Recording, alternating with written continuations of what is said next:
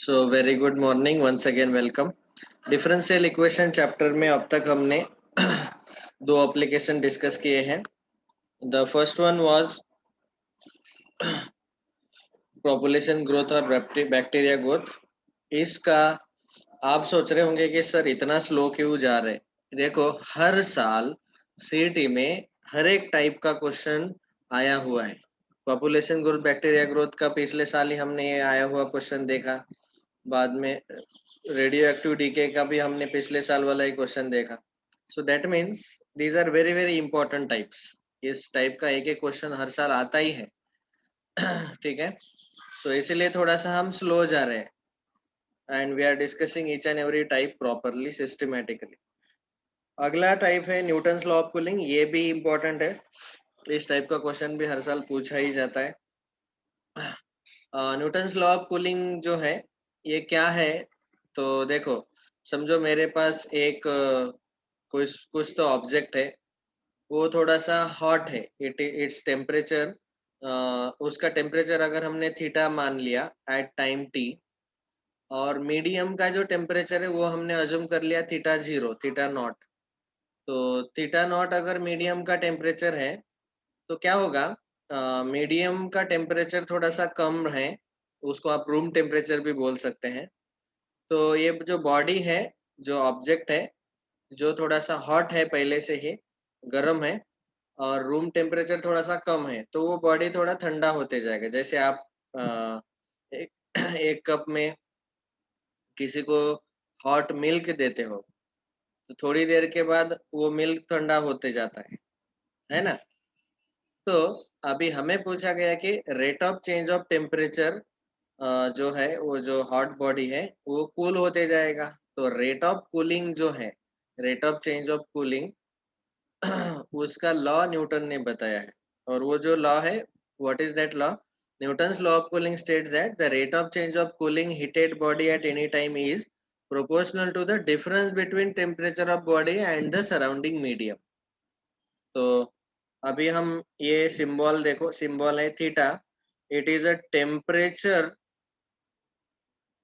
Of body at time T.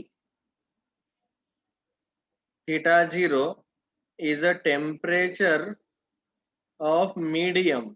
Medium बोलो या फिर कभी कभी इसको हम रूम टेम्परेचर भी लेते हैं, room temperature. Then T is time, and we will get d theta by dt as the rate of change of temperature, या फिर इसी को हम ब्रैकेट में लिख सकते हैं rate of cooling, rate of cooling. ठीक है, तो हॉट ऑब्जेक्ट अगर हमने रूम टेम्परेचर में रखा तो वो स्लोली स्लोली ठंडा होते जाता है। ओके, गर्म ऑब्जेक्ट ठंडा होते जाएगा, और फिर वो रेड जो है कितने टाइम में कितना ठंडा होगा, उसका टेम्परेचर कितना रिड्यूस होगा, एग्जैक्टली अगर बताना है तो ये न्यूटन लॉ ऑफ कूलिंग बताता है। ठीक है, ये चार सिंबल हमने यहाँ पे यूज किए। तो अभी ये जो by Newton's law of cooling, इसका जो लॉ है न्यूटन का, वो ऐसा है कि ये जो rate of change of temperature है, rate of cooling, it is directly proportional to the difference of theta and theta nought. Body का temperature at time t and theta not is the temperature of medium, इन दोनों के difference को वो proportional रहता है। ठीक है, सो ये प्रोपोर्शनलिटी अगर हमने रिमूव कर दिया तो हमें आंसर मिलेगा d theta by d t is equal to minus k into theta minus theta nought. अभी माइनस साइन यहाँ पे क्यों लिया? क्योंकि जैसे जैसे टाइम पास होते जाएगा वैसे ये डिफरेंस जो है थीटा माइनस थीटा नॉट ये कम कम होते जाएगा, रिड्यूस होते जाएगा, इसीलिए यहाँ पे माइनस साइन लिया गया। अभी यहाँ पे थीटा वाले और डी थीटा वाले टर्म्स लेफ्ट में शिफ्ट करेंगे। ये theta minus theta not is equal to minus k into d t. Integrate on both side now. दोनों साइड अगर हम इंटीग्रेशन लेते हैं तो हमें मिलेगा log of theta minus theta not is equal to minus के टी प्लस सी one. Okay, तो यहाँ पे हमें मिलेगा theta minus theta not is equal to e raise to minus के टी प्लस सी वन। इसको लिखेंगे ई रेस टू माइनस के T into E raise to C one. E raise to C one की जगह हम एक कांस्टेंट डाल देंगे सी। ठीक है, तो हमें मिला अभी theta is equal to theta naught को राइट में शिफ्ट कर दिया तो theta not plus E raise to minus के टी इंटू सी। ये जो सी का वैल्यू है ये हम फाइंड आउट कर सकते हैं इनिशियल कंडीशन से। इनिशियल कंडीशन मतलब when time T is zero. Initial condition time T अगर हमने जीरो लिया तो theta will be equal to theta का वैल्यू थीटा ही रहेगा। ऑल राइट, तो सी का वैल्यू हमें फाइंड करना है। तो यहाँ पे टी का वैल्यू अगर मैंने जीरो रखा, टी का वैल्यू अगर हमने जीरो सब्स्टिट्यूट किया तो सी का वैल्यू कितना आएगा देखो। इस पर्टिकुलर इक्वेशन में हमें मिलेगा theta equal to theta not plus E raise to zero into सी। तो यहाँ पे आपको जो सी है सी का वैल्यू मिलेगा C will be is equal to theta minus theta not.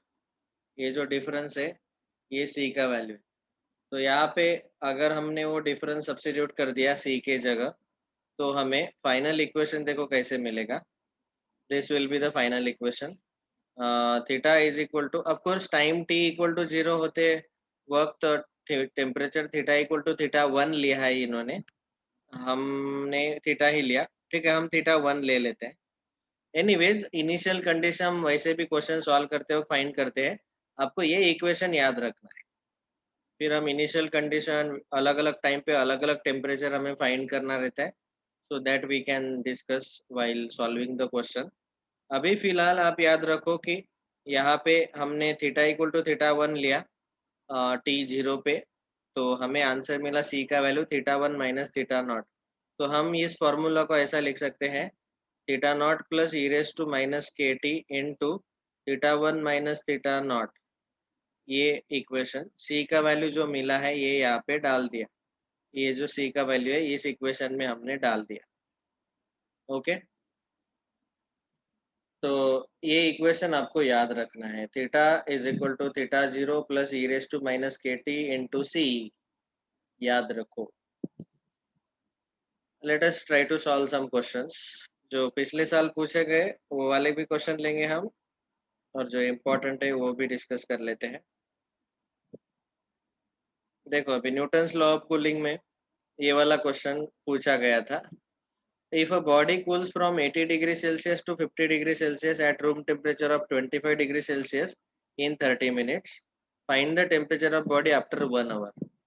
देखो पहला केस है कि टाइम टी जब जीरो था तो बॉडी का जो टेम्परेचर है वो थीटा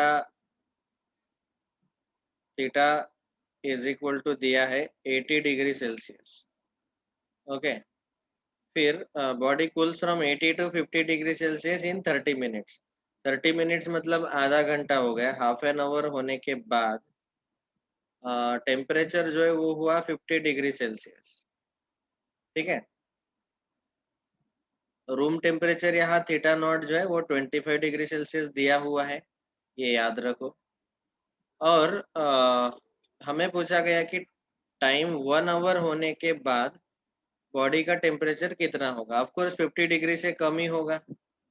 ठीक है, तो 50 डिग्री से कम ही आंसर आएगा, ये आपको पता होना चाहिए क्योंकि वो बॉडी कूल होते जा रहे ठंडा होते जा रहे।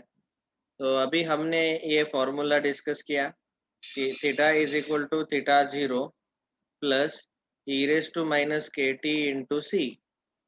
ठीक है, अगर हमने पहला कंडीशन यूज किया, पहला सब्स्टिट्यूशन यहाँ पे डाला T equal to zero and theta equal to 80 degree Celsius, तो वहाँ पे थीटा की जगह और थीटा नॉट का वैल्यू हमारा है ऑलरेडी 25 डिग्री सेल्सियस। ये तीनों वैल्यूज अगर हमने इस फॉर्मूला में डाल दिए तो वहां से हमें सी का वैल्यू मिल जाएगा। देखो थीटा की जगह 80 is equal to theta not is 25 plus E raise to minus के टी, टी का वैल्यू जीरो है, इंटू सी। तो सी का वैल्यू आएगा यहाँ पे 80 minus 25 which is equal to कितना आएगा सी का वैल्यू 80 माइनस 25। Yes 55 degree. मतलब c का वैल्यू 55 आ गया, so c is equal to 55।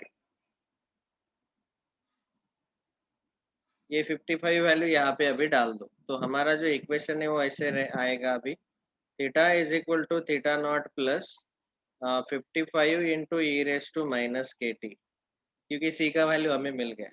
अभी इस इक्वेशन में सेकंड कंडीशन यूज करेंगे। सेकंड कंडीशन हमें दिया है कि टाइम हाफ एन आवर डाल लो, हाफ आवर, फिर उसके बाद टेम्परेचर है हाफ एन आवर के बाद 50 degree Celsius, of course room temperature है 25 डिग्री सेल्सियस, वहां से हमें के का वैल्यू अभी पता चल जाएगा। So we will get, formula में वैल्यू सब्स्टिट्यूट करेंगे, तो थीटा का value 50 is equal to theta nought का value 25 plus 55 into E raise to minus के t, e raised to minus k is unknown, into time t is half an hour, time t is half an hour। Okay, तो यहाँ पे हम क्या करेंगे, 50 minus 25 that is 25 is equal to 55 into E raise to minus half K, ये answer मिला। E raise to minus K raise to half is equal to 25/55, ऐसा answer आएगा। 5 5 जा एंड 5 11 जा, 5/11। ई रेस टू माइनस के होल रेस टू हाफ, इसका answer आया 5/11। ई raise to minus के का आंसर हम स्क्वायर लेने के बाद हमें मिलेगा 25/121, 11 का स्क्वायर 121। ये ई रेस टू माइनस के का वैल्यू जो है आया है, वो हम आगे यूज करने वाले हैं।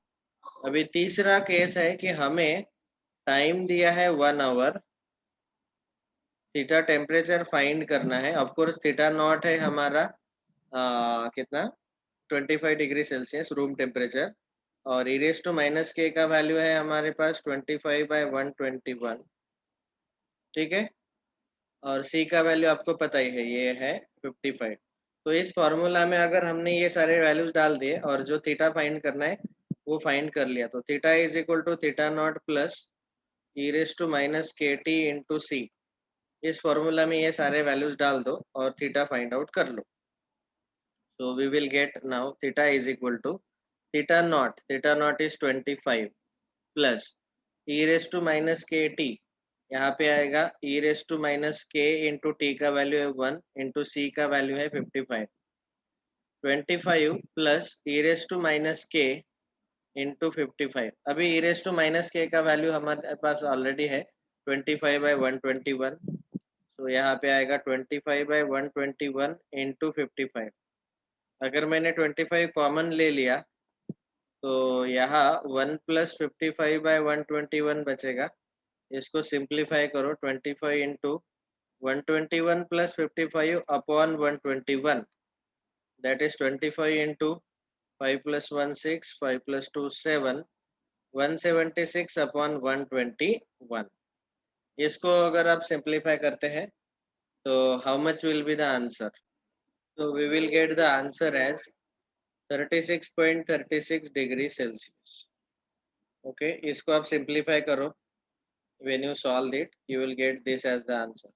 तो क्या होगा, अभी एक घंटे के बाद 36.36 डिग्री सेल्सियस इतना टेम्परेचर रहेगा बॉडी। बस बिल्कुल ये फॉर्मूला है, 1/1 हमें सी और ई रेस टू माइनस के का वैल्यू निकालना है, पहले दो कंडीशन का, इनिशियल कंडीशन और दिया हुआ दूसरे कंडीशन का यूज करके, और आखिरी में थीटा निकालते वक्त ये सारे वैल्यू सब्स्टिट्यूट करो फॉर्मूला में, put the value get the answer, that's all. ऐसे इजीली आपको मिलते रहेगा। तो न्यूटन्स लॉ ऑफ कूलिंग के क्वेश्चंस बहुत ही इजी है, they are not at all difficult, ठीक है। और अगला है अगला जो एप्लीकेशन है that is application number 4, it is surface area. तो सरफेस एरिया के लिए आपको सारे अलग अलग जो ऑब्जेक्ट्स है उनके surface area, total surface area, curve surface area, ये सब पता होने चाहिए। और उसका यूज हम सरफेस एरिया फाइंड करते वक्त rate of change of height, rate of change of the radius, ये सब फाइंड करने के लिए यूज कर सकते हैं। So in the surface area application number 4, surface area. तो इस टाइप के क्वेश्चंस में आपको अलग अलग जो सॉलिड है उनका सरफेस एरिया पता रहना चाहिए।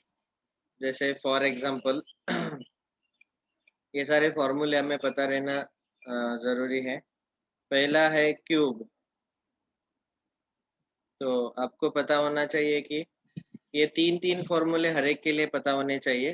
क्यूब क्यूब के लिए फर्स्ट है लेटरल सरफेस एरिया। इसको हम LSA बोलते हैं। बाद में टोटल सरफेस एरिया, इसको हम LSA बोलते हैं, और टोटल सरफेस एरिया को TSA बोलते हैं। And then volume of cube. ये तीनों फॉर्मूले आपको पता होने चाहिए। तो क्यूब का जो स्ट्रक्चर है आपको पता है कि each and every face is a square. ऐसे टोटल उसके जो लेटरल है साइड में 4 फेसेस रहते हैं। अगर हमने साइड यल मान लिया तो यल स्क्वायर हर एक स्क्वायर का एरिया आएगा, तो वैसे 4 स्क्वायर का एरिया आएगा 4L स्क्वायर। और टोटल सरफेस एरिया आएगा उसमें 4L स्क्वायर, और ऊपर वाला और नीचे वाला स्क्वायर दोनों के स्क्वायर का एरिया ऐड करेंगे तो टोटल 6L स्क्वायर आएगा total surface area. And volume is L cube, length का cube. L is what? L is edge of the cube. Cube का एज का length, length of edge of the cube. दूसरा, अगर हमारे पास cuboid है तो cuboid के स्ट्रक्चर में क्या होता है?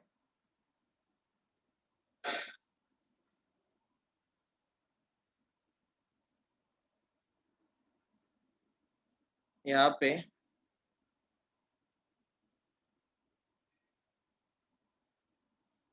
ये समझो है उसका लेंथ, ये है ब्रेड्थ, और ये है इसका हाइट LBH। तो ये जो लैटरल सरफेस एरिया है, लैटरल सरफेस एरिया LSA, ये आएगा ये जो 4 खड़े रेक्टेंगल्स है उनका एरिया, जो साइड वाले 4 रेक्टेंगल। तो हर एक रेक्टेंगल का जो एरिया है, तो यहाँ पे ये पहला रेक्टेंगल, इसके पीछे वाला दूसरा, और ये सामने वाला तीसरा, और पीछे वाला ये चौथा। ऐसे 4 रेक्टेंगल जो खड़े हैं, ऐसे वर्टिकल रेक्टेंगल्स, इनका एरिया। तो ये आ जाएगा 2 times LH plus 2 times BH। 2 अगर 2H कॉमन लिया तो 2H in bracket L plus B, lateral surface area. और बाद में टोटल सरफेस एरिया जो है वो आएगा TSA इज इक्वल टू, इस लेटरल सरफेस एरिया में इन दो ऊपर वाला और नीचे वाले जो दो रेक्टेंगल्स है इनका भी एरिया हमें ऐड करना पड़ेगा। सो 2LH plus 2BH plus 2LB, ये दोनों का एरिया। तो अभी अगर मैंने 2 कॉमन ले लिया तो LH plus BH plus LB ऐसे आएगा ब्रैकेट के अंदर। And then the third formula is volume of cuboid. Volume of cuboid will be equal to L into B into H। ठीक है। क्यूबॉइड का सरफेस एरिया, लेटरल, टोटल और volume, ये दोनों के फॉर्मूले हमने डिस्कस कर लिए। ये हुआ क्यूब और क्यूबॉइड के लिए। तीसरा है हमारा सिलेंडर। जब सिलेंडर मतलब उसके ये दो फेसेस, ऊपर वाला और नीचे वाला फेस जो है वो सर्कुलर रहता है। And like this is the cylinder. ये सेंटर है समझो उस सर्कल का, ये रहेगा उसका एक्सिस। उसका एच रहता है height of the cylinder, H is the height of cylinder, and R is the radius of the base और द सर्कल, सर्कुलर फेसेस, इनका रेडियस आर ले लिया। तो हमें यहाँ पे मिलता है curved surface area. Curved surface area मतलब जो साइड वाला कर्व्ड पार्ट है उसका एरिया वो आ जाएगा। एक्चुअली कर्व्ड सरफेस एरिया आपने अगर खोल तोड़ के खोला तो वो आपको मिलेगा एक रेक्टेंगल, और उस रेक्टेंगल का ब्रेड्थ जो है वो हाइट रहेगा और लेंथ जो है वो इस सर्कल का सरकमफेरेंस आएगा। तो लेंथ इंटू ब्रेड्थ, तो 2 पाई आर इंटू एच, ये रहेगा उसका फॉर्मूला कर्व्ड सरफेस एरिया। और जब हम टोटल सरफेस एरिया फाइंड करते हैं तो उसका आंसर आएगा ये कर्व्ड सरफेस एरिया प्लस ये दो सर्कल, ये ऊपर वाला सर्कल और ये दूसरा नीचे वाला सर्कल, इन दोनों सर्कल का एरिया ऐड करो तो आ जाएगा 2 पाई आर स्क्वायर। या फिर आप यहाँ पे 2 पाई आर कॉमन निकाल सकते हैं और ब्रैकेट में आएगा एच प्लस आर, ये भी याद रख सकते हैं। And then the third one is volume of cylinder. Cylinder का वॉल्यूम रहता है pi are square into h, base जो है सर्कुलर बेस उसका area multiplied by the height, ये रहता है वॉल्यूम ऑफ सिलेंडर। चौथा ऑब्जेक्ट रहता है कोन। तो अगर कोन आपको दिया हुआ है तो ऐसे रहेगा, उसका बेस ऐसा एक सर्कुलर रहता है। इस कोन का ये समझो एक्सिस है, यहाँ पे बेस का रेडियस आर दिया है, हाइट एच दिया है, और ये जो यल है it is called as lateral height of cone, और वी में से lateral side, lateral height of the cone बोलते हैं यल को। H is the height of cone, R is the radius of the base. तो इस केस में हमें कर्व्ड सरफेस एरिया ये मिलता है पाई आर इंटू यल, और टोटल सरफेस एरिया इसमें पाई आर यल प्लस इसमें बेस का जो सर्कल है वो भी ऐड करो।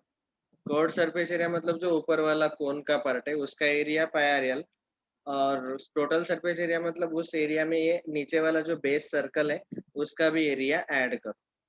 ठीक है, यहाँ चाहे तो आप पाई आर कॉमन निकाल सकते हैं, तो ब्रैकेट में आएगा यल प्लस आर। और फिर वॉल्यूम, वॉल्यूम ऑफ कोन, तो सिलेंडर जो है उसका 1/3 आता है volume of cone, 1/3 times pi are square H. ठीक है, it is 1/3 of the volume of cylinder. ये था चौथा ऑब्जेक्ट कोन, ये सारे फॉर्मूले याद रखो। पांचवा ऑब्जेक्ट है स्पीयर।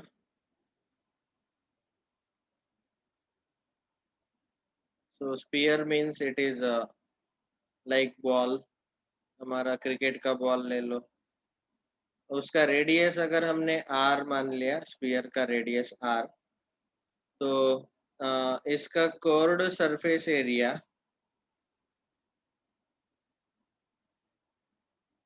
सी एस ए वो आता है 4 पाई आर स्क्वायर। ठीक है, और इसका कर्व्ड पार्ट ही पूरा सरफेस एरिया है, तो इसका टोटल सरफेस एरिया भी इतना ही आता है। Total surface area that is TSA is also 4 pi r square। and then इसका वॉल्यूम, वॉल्यूम ऑफ स्पीयर, तो आपको पता होगा कि 4/3 पाई आर क्यूब, ये फॉर्मूला है वॉल्यूम ऑफ द स्पीयर। ठीक है, तो ये सारे फॉर्मूले अगर आप याद रखेंगे तो आपको इजीली बहुत सारे क्वेश्चंस जो है सॉल्व हो जाएंगे सरफेस एरिया इस पार्ट के। अभी इनका रेट ऑफ चेंज दिया रहेगा और उसका यूज करके हमें क्वेश्चन सॉल्व करना है। जैसे यहाँ पे एक एग्जांपल दिया है, यहाँ पे एक कोनिकल राइट सर्कुलर कोन है, ऐसा उल्टा रखा है और उसमें हम पानी डाल रहे हैं।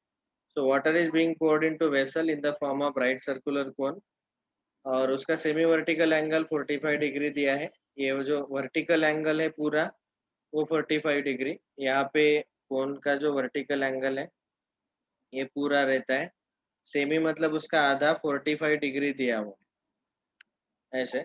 तो ये वाला डायग्राम देख के आपको समझ में आएगा। अभी height of water at time T अगर एच सेंटीमीटर लिया तो उन्होंने हमें area of the curved surface pi R L रहता है, और area of the curved surface का हमने एच के फॉर्मेट में लिख लिया, और हमें बोला गया कि rate of change of volume is proportional to area. Rate of change of volume dv by dt is directly proportional to root 2 into pi H square. ये एच के फॉर्मेट में उन्होंने एरिया फाइंड कर लिया, क्योंकि यहाँ पाइथागोरस थ्योरम यूज करके L square equal to R square plus H square ये फॉर्मूला यूज कर सकते हैं, ये ट्राइंगल बनता है। और यहाँ L square equal to R square plus H square ये फॉर्मूला हम यूज कर सकते हैं। ठीक है, और फिर उस फॉर्मूला को सॉल्व करते करते डिफरेंशियल इक्वेशन बन गए, कंडीशन दिया हुआ था, और उसमें वैल्यूज डालो और जो आंसर चाहिए वो फाइंड आउट करो। ऐसे हमें सरफेस एरिया का एप्लीकेशन जो है वो बताया गया है। ऑलराइट, इस टाइप के क्वेश्चन आप खुद प्रैक्टिस कर लो। Now with this we complete this chapter differential equations. अभी हमने पूरा इंटीग्रेशन और डिफरेंशिएशन पूरा कंप्लीट कर लिया, और उसके एप्लीकेशंस भी, definite indefinite integration differential equation भी पूरा हुआ है। मतलब पार्ट 2 लगभग हमारा खत्म हुआ है, आधा मैथ्स। नाउ रिमेनिंग पार्ट अगले लेक्चर से थोड़ा फास्ट होगा, एक एक लेक्चर में पूरा, कभी कभी चैप्टर भी खत्म हो सकता है, तो अगले लेक्चर बिल्कुल मिस मत करो। अब तक मैं थोड़ा स्लोली गया क्योंकि ये सबसे हाई वेटेज वाले चैप्टर्स थे। अभी लो वेटेज वाले चैप्टर स्टार्ट होंगे, और आपको फटाफट कंप्लीशन होगा सिलेबस का। ऑल राइट, कुछ हाई वेटेज वाले ही लेंगे पहले शुरू में हम, ताकि आपका ज़्यादा से ज़्यादा मार्किंग कवर हो जाए, जैसे trigonometric functions, matrices etcetera. So thank you very much. We will continue in the next lecture. Bye. See you.